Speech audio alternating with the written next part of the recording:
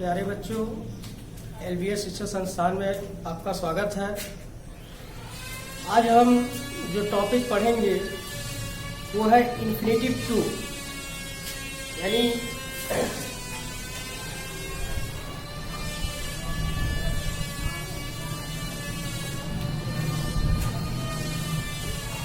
Infinitive to का प्रयोग, जिसके साथ हैज टू, हैव टू या हैड टू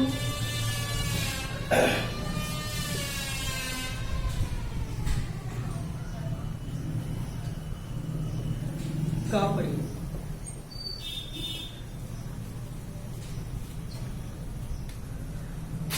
इन चीजों का प्रयोग हम ऐसी जगह करते हैं जब कोई कार्य निश्चित रूप से हमें करना पड़ता है, मतलब उस कार्य को करने की हमारी इच्छा नहीं होती है, लेकिन फिर भी उस कार्य को हमें मजबूरन करना पड़ता है।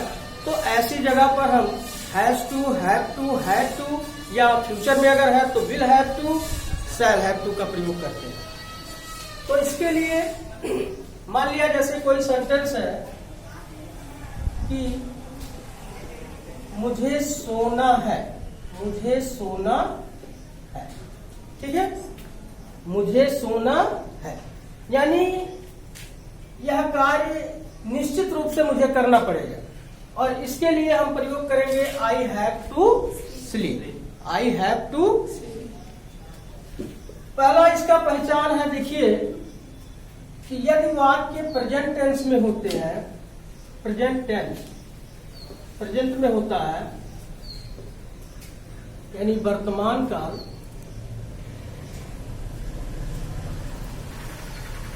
तो ऐसे वाक्य की पहचान होती है, इस तरह के वाक्यों के अंत में आते हैं ना है, नी है, ने है, ठीक है, या पढ़ता है, पढ़ती है, पढ़ता है, पढ़ती है, पढ़ते हैं, ठीक। ऐसे वाक्यों का पहचान है कि लास्ट में वाक्यों के अंत में ना है, नी है, ने है या पढ़ता है, पढ़ती है, पढ़ते हैं आदि शब्द आते हैं। और आप ये याद रखिए कि किसी भी हेल्पिंग वर्ब के साथ अगर इन्फिनेटिव टू का प्रयोग होता है तो वहां पर मेन वर्ब की फर्स्ट फॉर्म का ही प्रयोग किया जाता है, मेन वर्ब की फर्स्ट फॉर्म का प्रयोग करते हैं। इसके लिए देखिए फार्मूला स्ट्रक्चर होता है कि सबसे पहले जैसे ही हम लिखते हैं कि सबसे पहले यदि प्रेजेंट टेंस में तो सबसे पहले हम लिखेंगे सब्जेक्ट, सब्जेक्ट के बाद फिर हम लिखेंगे हैज टू या हैव टू, ठीक है, हैज टू या हैव टू, यानी यदि हमारा सब्जेक्ट एक वचन है तो हम लिखेंगे हैज टू और यदि सब्जेक्ट हमारा बहुवचन है तो लिखेंगे हैव टू। और आपको ऑलरेडी बता चुके कि इनके साथ हमेशा वर्ब की कौन सी फॉर्म का प्रयोग करेंगे, फर्स्ट फॉर्म, ठीक। जैसे वाक्य है कि मुझे जाना है, मुझे जाना है, देखिए इस वाक्य के अंत में देखिए लास्ट में आ गया है ना, यानी यही इसका पहचान है कि ऐसे वाक्यों के अंत में ना है, नी है, ने है या पढ़ता है, पढ़ती है, पढ़ते हैं आदि शब्द आते हैं। तो इसके लिए बनाने के लिए देखिए सब्जेक्ट सबसे पहले लिखेंगे तो मुझे मतलब आई। अब आप यहाँ देखिए वाक्य है लगा है तो प्रेजेंट में ही है, और जब प्रेजेंट में है तो आई आपका प्लूरल है, बहुवचन है, और बहुवचन के साथ हेल्पिंग वर्ब का प्रयोग करेंगे हैव, तो हो गया आई हैव टू। अब इसके बाद हम लिखेंगे वर्ब की फर्स्ट फॉर्म, तो वर्ब है आपका जाना, जाने की अंग्रेजी गो, आई हैव टू गो। समझ में आई ना। इसे मान लिया सेंटेंस है कि तुम्हें अपने मित्र की सहायता करनी पड़ती। ठीक, देखिए ना चाहते हुए भी ये कार्य अनिवार्य हो गया है कि तुम्हें अपने मित्र की सहायता करनी पड़ती है।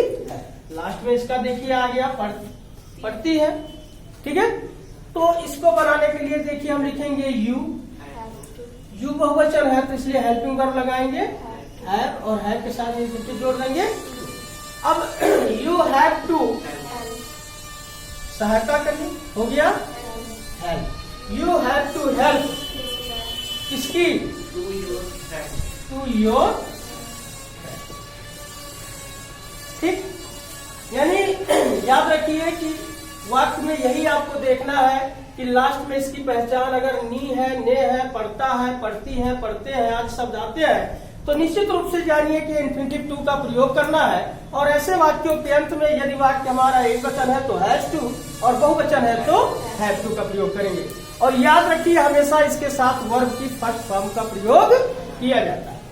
इसी तरह मान लिया वाक्य हमारा यदि पास्ट टेंस में है, पास्ट में है, ऐसे ही वाक्य अगर हमारे पास्ट टेंस में है तो इसकी पहचान देखिए क्या होता है कि ऐसे वाक्यों के अंत में आता है पढ़ा, पढ़ी, पढ़े आदि। ठीक, बात समझ रहे?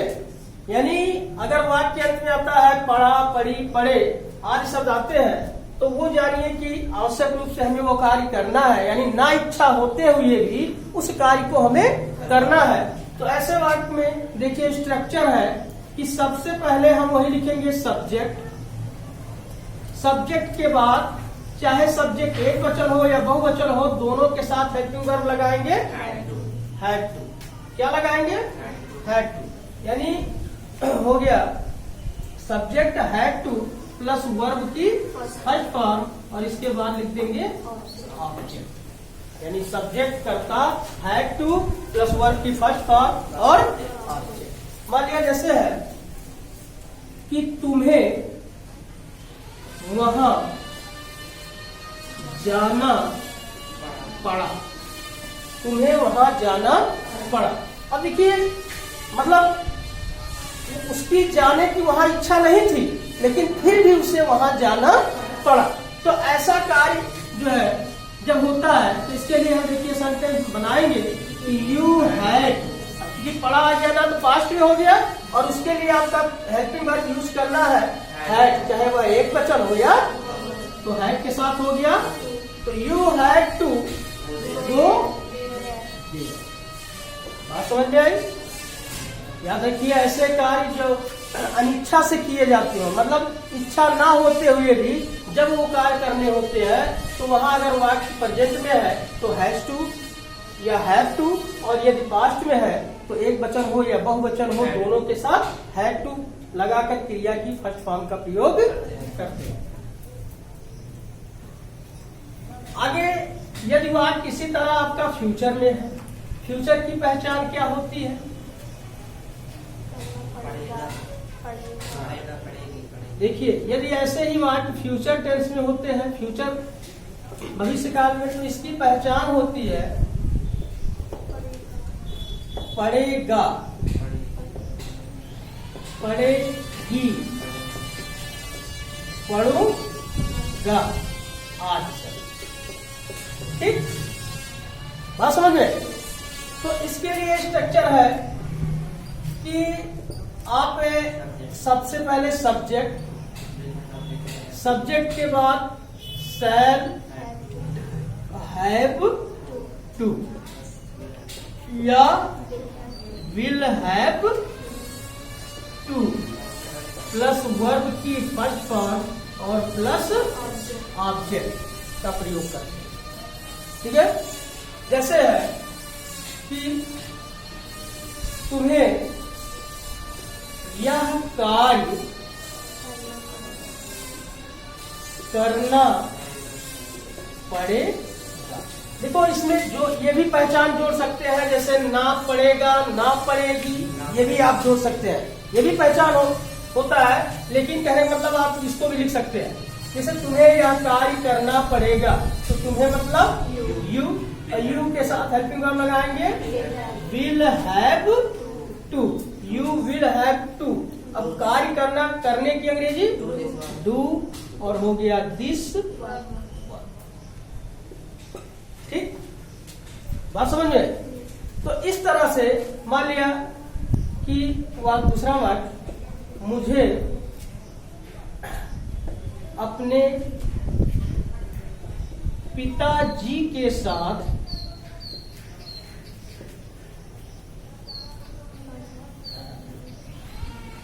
दिल्ली जाना पड़ेगा। देखिए, मुझे अपने पिताजी के साथ दिल्ली जाना पड़े, तो मुझे मतलब आई के साथ आपको बताया है तो शैल लगेगा, तो I shall have to, I shall have to go to Delhi, I shall have to go to Delhi with my father. ठीक, तो प्यारे बच्चों, इस तरह से हैज, हैव या हैड के साथ will have to, infinitive to का प्रयोग करते हैं। ये ऐसे वाक्य अक्सर जो है हमारे स्टोरी ट्रांसलेशन या किताबों में चैप्टर में अक्सर आ जाते हैं। लेकिन ये मत समझिए कि हैज, हैव, हैड टू का प्रयोग करने से हमें वर्ब की थर्ड फॉर्म लगाना है। हमेशा जब भी इंफिनिटिव का प्रयोग होता है किसी वर्ब के साथ, तो वहां पर हम जो है मेन वर्ब की कौन सी फॉर्म का प्रयोग करते हैं? First form. ठीक,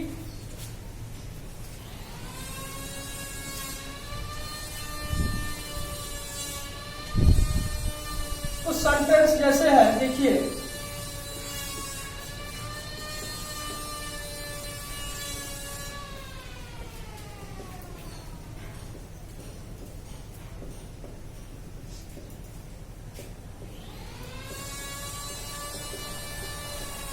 देखिए हमने एक वाक्य लिखा है कि अध्यापक को उसे सजा देनी पड़ी।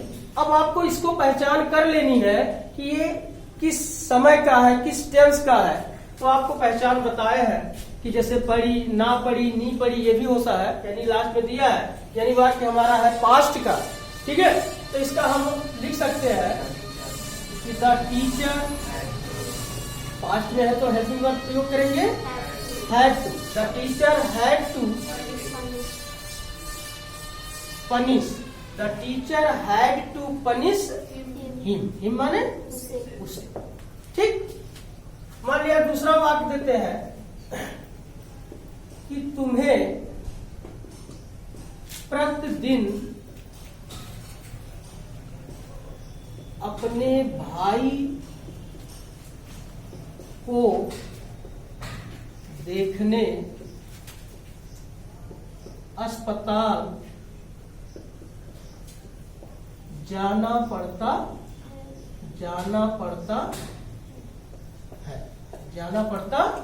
है। देखिए लास्ट में लग गया है पढ़ता है, वाक्य हमारा प्रेजेंट का है।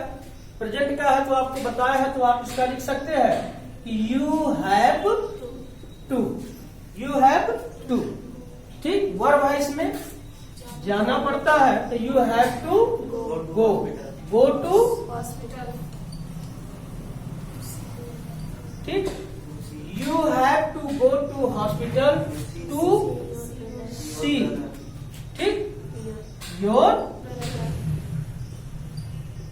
ब्रदर डेली या एवरीडे। ठीक, तीसरा वाक्य देखिए इसी तरह फ्यूचर का यदि है,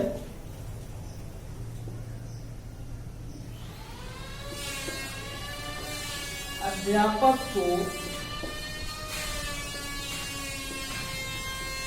अतिरिक्त कक्षाएं लेनी पड़ेगी। ठीक, अध्यापक को अतिरिक्त कक्षाएं लेनी पड़ेगी। देखिए, पढ़ेगी, नहीं पढ़ेगी। ठीक, फ्यूचर का है, आप इसका बना सकते हैं कि द टीचर, ठीक, will have to, the teacher will have to take, ठीक, अतिरिक्त कक्षा EXTRA, एक्स्ट्रा, क्लास है। ठीक, बात समझ में आई? तो प्यारे बच्चों, इस तरह से आप समझिए, और आगे भी जो है आपको ठीक इसी तरह ग्रामर नए नए जो है हेल्पिंग वर्ब के यूज आपको बताए जाएंगे। बहुत बहुत धन्यवाद।